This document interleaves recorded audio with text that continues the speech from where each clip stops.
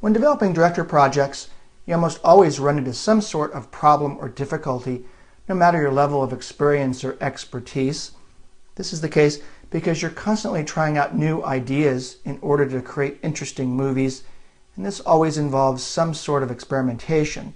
I think one of the reasons for this is that Director is such a creative tool, and it's really not hard to use and to get started doing quite remarkable projects, that you're always trying to create new ideas, and so you're experimenting a lot, and that experimentation brings problems and errors.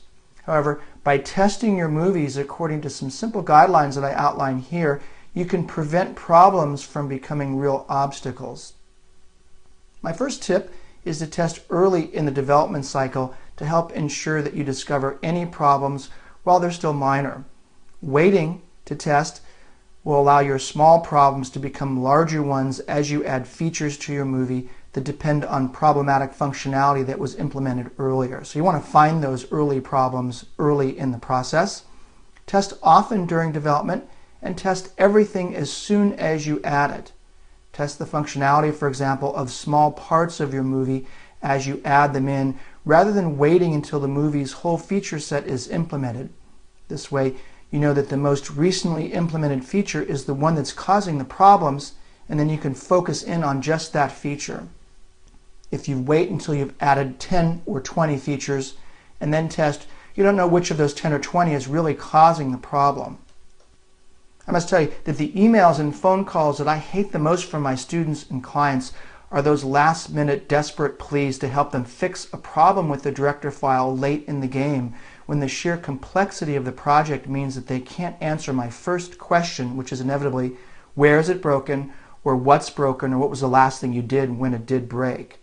At this point with my poor students, I usually get a blank stare or a quick email reply that says, I have no idea.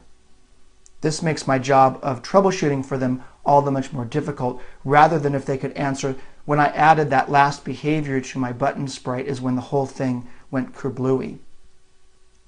And finally, my last tip is to test on all target platforms. Decide what the minimum system requirements are for the computers used by your audience. Verify the performance of your movie on the slowest processor that is acceptable. And also determine the range of configurations you have to support.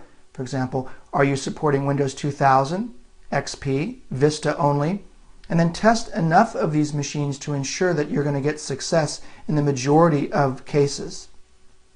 One of the most problematic things to test for that students often do not test for is browser software and screen resolution, as well as available memory in your testing systems. This approach will help you find problems that are specific to an operating system or configuration, or you may find out that really this project doesn't look good unless the screen resolution is above 1240 by 1050 or something like that. I often tell my students to target a screen resolution such as 1024 by 768 or 800 by 600, and then ensure that everything looks good on those minimum system configurations.